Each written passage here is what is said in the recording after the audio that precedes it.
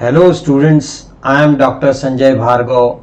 I welcome you all once again to my YouTube channel Physics with Dr. Sanjay Bhargav. Today we are going to study about dimensions. What are the utilities of dimension analysis? How to calculate the dimensions of physical quantities. Let us begin with dimensions of physical quantities. All physical quantities represented by derived units can be expressed in terms of some combination of 7 fundamental quantities. These 7 base quantities are known as 7 dimensions of the physical world. हमारे पहले lecture में हमने ऐसे बोला था कि SI system के अंदर वहाँ पर 7 फंडामेंटल क्वांटिटीज हैं और वो 7 fundamental quantities are length, mass, time, electric current, thermodynamic temperature, luminous intensity and amount of substance. These 7 fundamental quantities को हम 7 dimensions of physical world के रूप में जानते हैं. अब जब हमें डायमेंशंस व्यक्त करने पड़ेंगे तो how do we express the dimension of length? By writing like this: dimensions of mass, dimensions of time, dimensions of current in terms of ampere, thermodynamic temperatures by Kelvin, luminous intensity by candela and amount of substance by mole. Question is, what is dimension? So dimensions of a physical quantity are the powers or the exponents to which the fundamental units are raised to represent that quantity. तो किसी भी physical quantity के dimensions क्या होंगे? वो fundamental quantities जिस power के साथ एक्सप्रेस कर पाएंगे वो हम डायमेंशंस बोल सकते हैं. Like we define speed as the ratio of distance upon time. Distance is represented as l power 1, time is represented as t power t power 1. So the dimensions of speed are m0 l1 t power -1. Similarly, how do we define acceleration? Rate of change of velocity with respect to time. So for velocity the dimensions are l1 t power -1 and time represented by t power 1. So the dimensions of acceleration are m0 l1 t power -2. How do we express force? Force would always be expressed as the product of mass into acceleration. Mass expressed by m power 1, acceleration l1 t power -2. So what are the dimensions of the force? m1 l1 t power -2. Here many quantities like change in velocity, initial velocity, average velocity, final velocity, instantaneous velocity, speed have same dimensions. So we have large number of quantities we can have which may have the same value of a dimension. Now the second word that we normally utilize is called dimensional formula. The expression which shows how and which of the base quantities represent the dimensions of a physical quantity is called dimensional formula of given physical quantity. So what do we mean? That what are the base quantities which are used to represent the dimensions of physical quantity? That expression would be then called as dimensional formula. For volume, the dimensional formula is m0 l3 t power 0. For speed or velocity, the dimensional formula is m0 l1 t power -1. Now the third term that we require is dimensional equation. So an equation which is obtained by equating a physical quantity with its dimensional formula is called dimensional equation of that physical quantity. So for volume, the dimensions of volume, we write volume as m0 l3 t power 0. So this represents the dimensional equation for volume.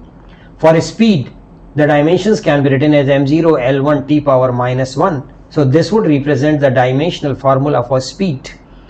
force can be written as m1 l1 t power minus 2. So F is equal to m1 l1 t power minus 2 represents the dimensional equation for the force. इसी तरह से density m1 l power minus 3 t0. So rho is equal to m1 l3 l power minus 3 t0.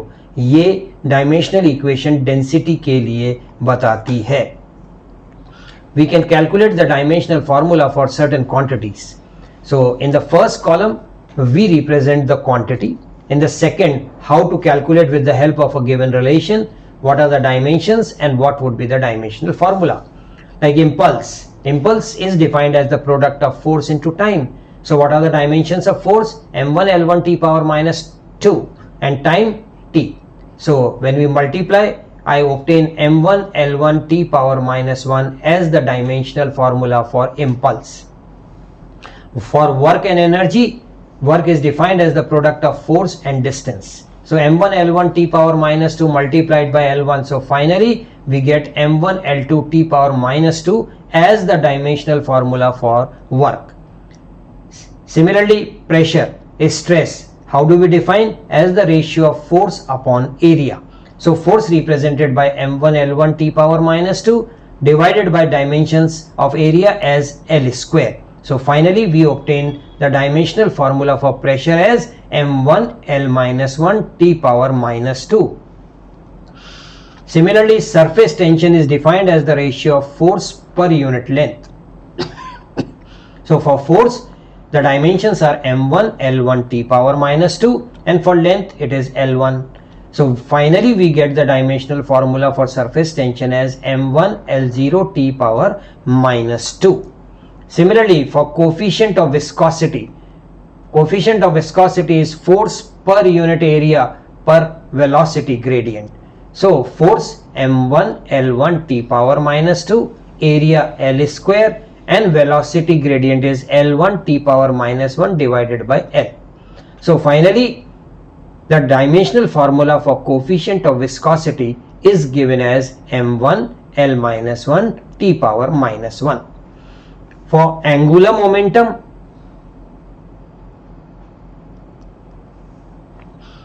it is defined as the product of moment of inertia and the angular velocity. Moment of inertia is m1 l power 2 and angular velocity is t power minus 1. So the dimension formula for angular momentum would be m1 l2 t power minus 1. Similarly, we can imagine about Planck's constant. Planck's constant is given by energy upon frequency. Energy is m1 l2 t power minus 2 and frequency is given as 1 upon time, that is t power minus 1. So finally, what are the dimensions of Planck's constant? m1 l2 t power minus 1. Similarly, we have here centripetal force. So centripetal acceleration, so it would be given by the ratio of velocity ka square upon radius. So velocity ka square is l1 t power minus 1 ka square divided by the length l1. So final dimensions are m0 l1 t power minus 2. Now the question is, what is the utility of dimensional analysis? How can we apply? So the first application is to check the dimensional consistency of a physical equation. Now what does the principle of homogeneity of dimensions say? According to the principle of homogeneity of dimension, an equation is said to be dimensionally correct if the dimensions of all terms on LHS and RHS are equal. So principle of homogeneity के अनुसार कोई भी equation dimensionally सही कब होगी? जब LHS और RHS में आने वाले सभी टर्म्स का डायमेंशन एक आएगा. Let us check this equation. V is equal to u plus at. What is V? Final speed. What is u? Initial speed. What is a? Acceleration. And what is t? Time. Now what are the dimensions of velocity? So velocity V has the dimension L1 t power minus 1. U has the dimension L1 t power minus 1. A is acceleration. So L1 t power minus 2 and time is t power 1. So finally dimensions are L1 t power minus 1. As each term on the left hand side and the right hand side has the same dimension. So equation is said to be dimensionally correct. We pick up a second example. Half mv square is equal to mgh. Here m is the mass, v is the speed, h is the height, g is acceleration due to gravity. So what are the dimensions of half mv square? Half is a pure number which does not have any dimension. For mass, I can write m1. For velocity ka square, L1 t power minus 1 ka whole square. So finally dimensions are m1 L2 t power minus 2. For mgh, mass represented as m1, acceleration is represented as L1 t power minus 2, and height represented by h. And finally mgh has the dimension m1 L2 t power minus 2. So what does this make us find? The dimensions of the left hand side and the right hand side are equal. So the equation is dimensionally correct. Certain things need to be remembered here. A dimensionally correct equation need not be actually exact equation, but a dimensionally inconsistent equation is necessarily wrong. So if I can verify an equation and it comes out to be dimensionally correct, then that may not be the exact equation, because we are unable to calculate constants involved in that equation. But if an equation is dimensionally wrong, then it is necessarily wrong. Such equations cannot exist in physics. Second, quantities with the same dimensions can be added or subtracted.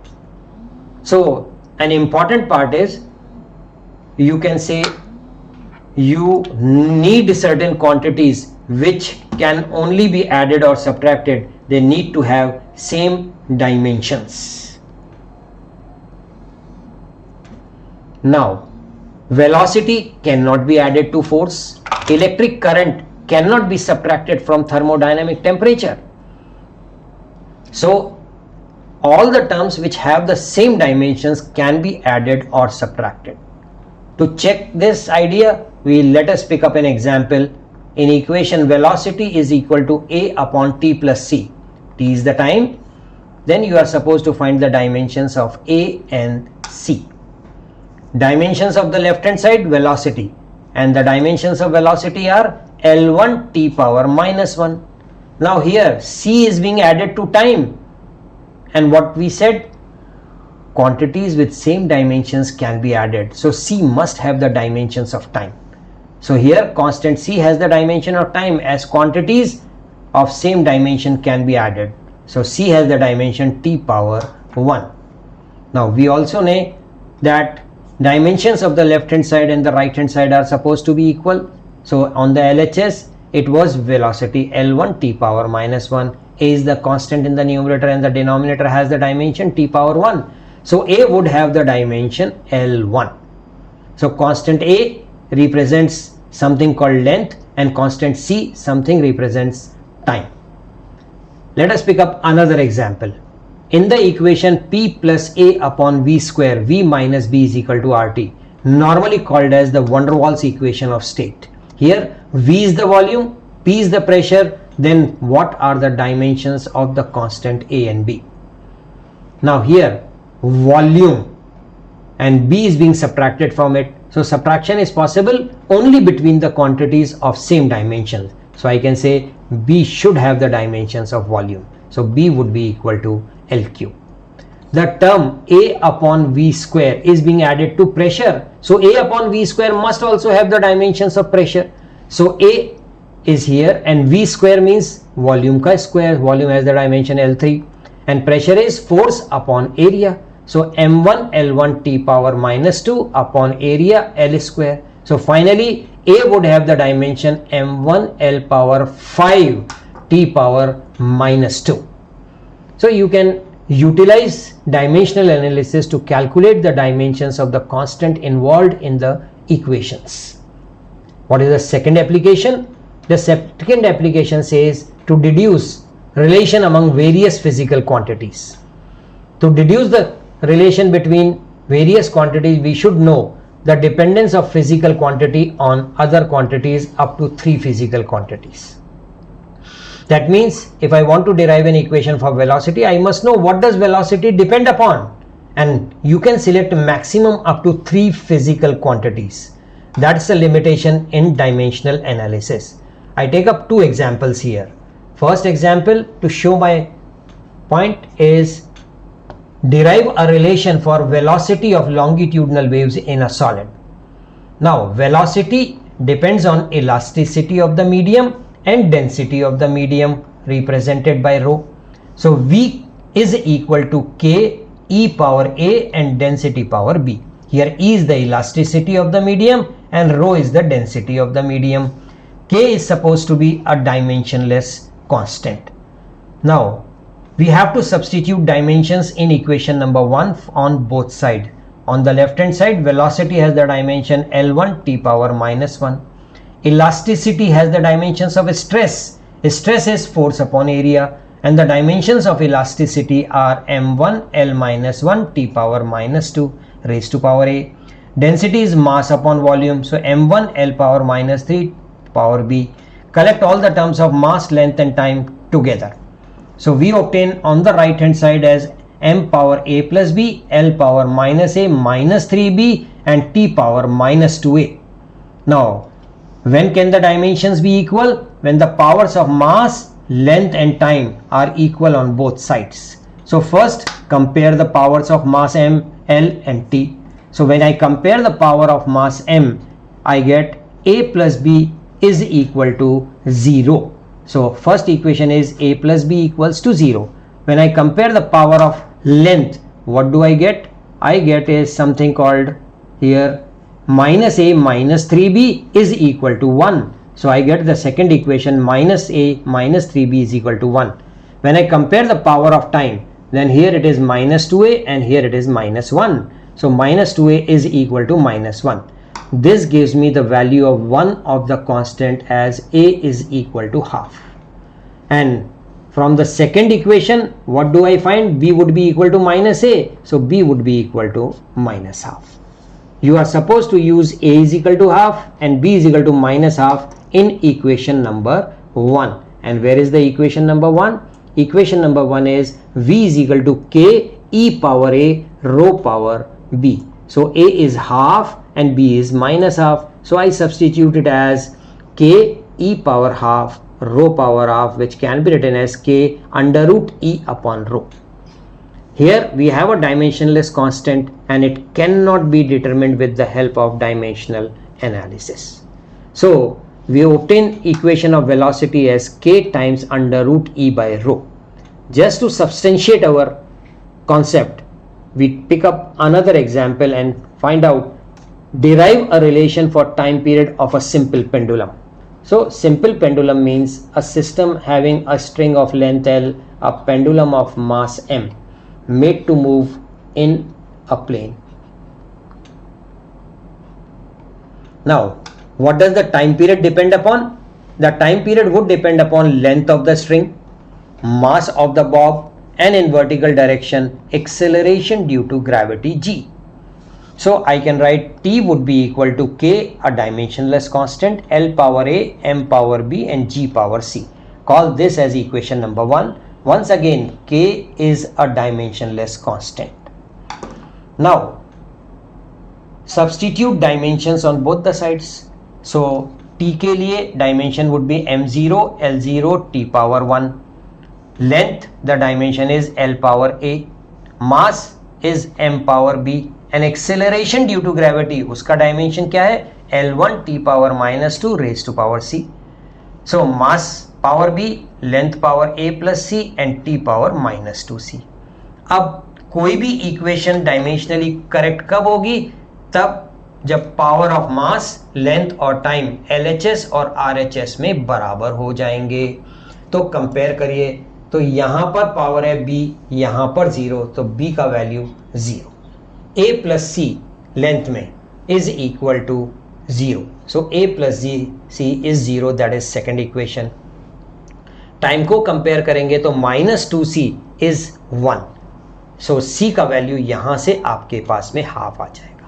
अब आप इस equation को use करो तो A का value कितना आएगा? -C रखने से कितना हो जाएगा? +½ अब आपको क्या करना है? A का वैल्यू हाफ रखना है, B का वैल्यू 0 रखना है और C का वैल्यू 1 रखना है। किस इक्वेशन में रखना है? इस इक्वेशन नंबर 1 में रखना है। So length power is A का वैल्यू आपने यहां पर हाफ रख दिया, B का वैल्यू 0 और G का value minus half. Anything raised to 0, 1. So time period would be equal to K under root L upon G. Once again, due to limitation, dimensionless constant K cannot be determined. Now, hopefully आप सबको ये समझ में आ रहा होगा।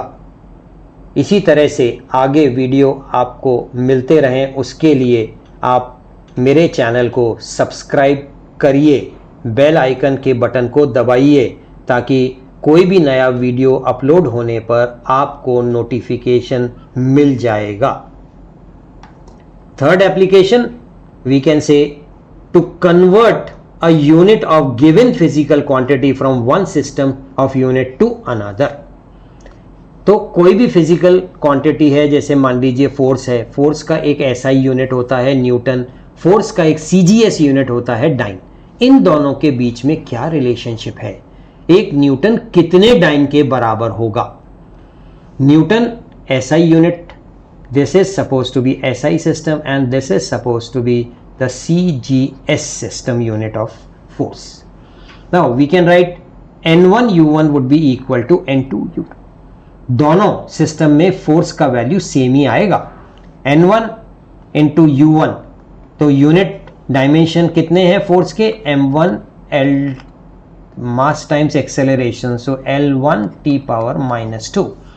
सो M1 power A, L1 power B and T1 power C।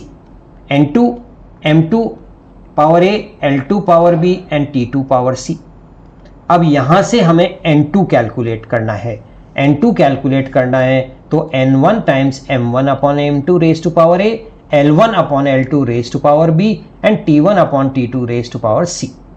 अब dimension of force है आपके पास में M1 L1 T power minus 2। तो ये रहा आपके पास में डायमेंशन ऑफ फोर्स। यहां पर A का वैल्यू 1 है, B का वैल्यू 1 है और C का वैल्यू माइनस 2 है। M1 L1 T1 आपको SI सिस्टम में लिखने हैं, M2 L2 T2 आपको CGS सिस्टम में रखने हैं और N1 का वैल्यू 1 रखना है। तो हम ऐसा करेंगे तो हमें क्या मिलेगा? देखिए, N1 की जगह आपने 1 रख दिया, M1 SI सिस्टम में है तो किलोग्राम में आएगा, M2 CGS सिस्टम में ग्राम में आएगा। लेंथ की बात करें तो SI सिस्टम में length would be in terms of meter and in a CGS system length is in centimeter, और SI और CGS सिस्टम में time is in second, they cancel each other। अब किलोग्राम को हम लिख सकते हैं 10⁻³ ग्राम अपॉन ग्राम, मीटर को लिख सकते हैं 10⁻² सेंटीमीटर। तो ये ग्राम से ग्राम कैंसिल हो जाएगा, सेंटीमीटर से सेंटीमीटर कैंसिल हो जाएगा। N2 का वैल्यू आपके पास में यहाँ पर 10⁵ आ जाएगा। तो 1 newton is equal to 10⁵ dyne. ये एक रिलेशनशिप आपको यहाँ पर मिलती है जो फोर्स इन SI सिस्टम और फोर्स इन CGS सिस्टम को रिलेट करती है। So 1 newton is 10⁵ dyne. इसी तरह से मालूम करिए कि वर्क के जो यूनिट हैं, 1 joule is equal to how many erg. What is joule? Joule is the SI unit of work. What is erg? CGS unit of work. So joule work को रिप्रेजेंट करेगा और वर्क का dimension आएगा M1 L2 T power minus 2। Once again begin from N1 U1 equals N2 U2, N1 as M1 power A, L1 power B and T1 power C, N2 M2 power A, L2 power B and T2 power C। N2 का value पहले की तरह estimate करिए, N1 M1 upon M2 power A, L1 upon L2 power B and T1 upon T2 power C।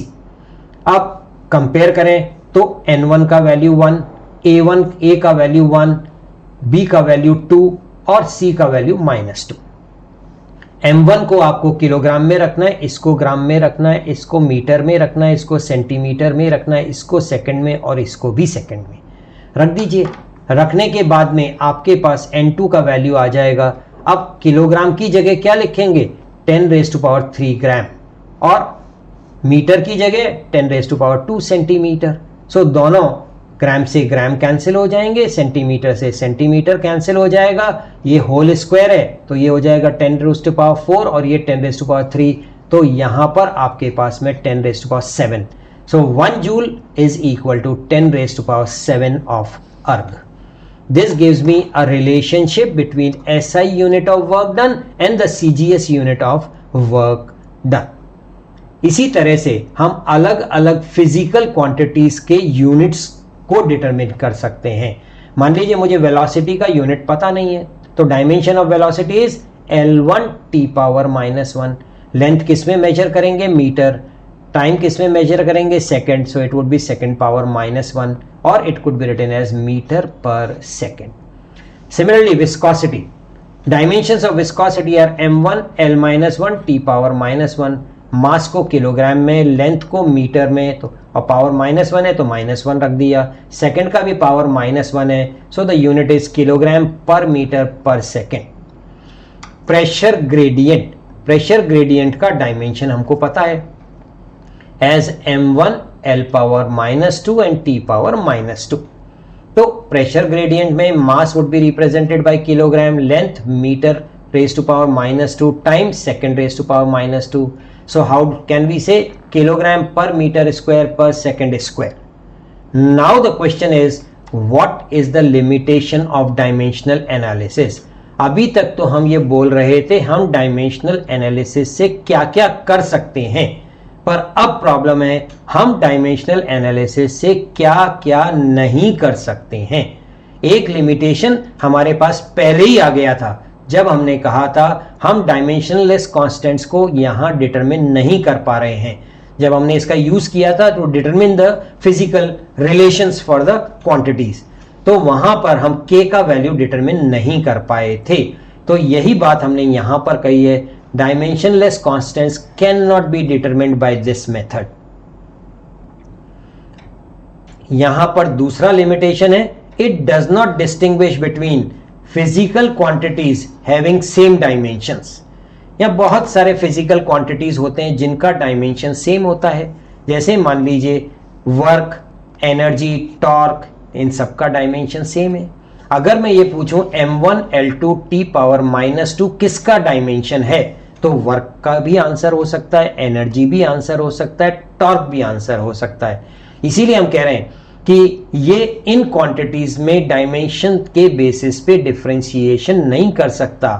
आप pressure को handle कर सकते हैं, प्रेशर के बाद में आप स्ट्रेस ले सकते हैं, आप इलास्टिसिटी ले सकते हैं, इलास्टिसिटी, इन सब का डायमेंशन सेम है. तो डायमेंशन देख के कभी अंदाजा नहीं लगा सकते क्या प्रेशर की बात हो रही है, क्या स्ट्रेस की हो रही है, या इलास्टिसिटी की हो रही है. इसीलिए this becomes the second limitation of dimensional analysis. What is the third one? This method cannot be used to derive an equation which contains either trigonometric function, logarithmic function or exponential function. अगर किसी physics की equation में sin theta cos theta आ जाए, log आ जाए, e⁻x आ जाए, तो उन equations को हम इस मेथड से डिराइव नहीं कर सकते. So this represents another limitation of this dimensional analysis. यहां पर the fourth one says the method cannot be used to derive a formula if the physical quantity depends on more than 3 quantities. This limitation is introduced because comparison of power of mass, length and time gives 3 equations only which would help in solving 3 unknowns. ये limitation क्या बोलता है, हम ऐसी physics की कोई equation derive नहीं कर सकते जिसमें कोई क्वांटिटी 3 से ज्यादा क्वांटिटीज पर डिपेंड करती हो. ये लिमिटेशन कहां से आया, क्योंकि जब हम मास को कंपेयर करते हैं तो एक इक्वेशन आती है, लेंथ की पावर को कंपेयर करते हैं तो दूसरा इक्वेशन आता है, टाइम की पावर को कंपेयर करते हैं तो तीसरा इक्वेशन आता है. और मैथ्स क्या बोलती है, अगर आपके पास 3 इक्वेशन है तो आप केवल 3 अननोन क्वांटिटीज कैलकुलेट कर सकते हो. तो चौथी क्वांटिटी के बारे में हम मालूम यहां से नहीं कर सकते. That is why we say कि this is one of the limitations of dimensional analysis, that we can not derive physical relation for a quantity which depends on more than 3 physical quantities. I hope that the concept of dimension and uses of dimensions is very clear to all of you. Thank you once again. Once again I request you to just like and subscribe my channel and video so that notifications can reach to you for all further videos.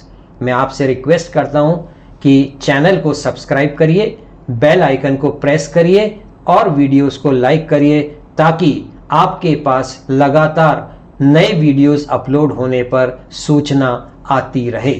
Thank you very much.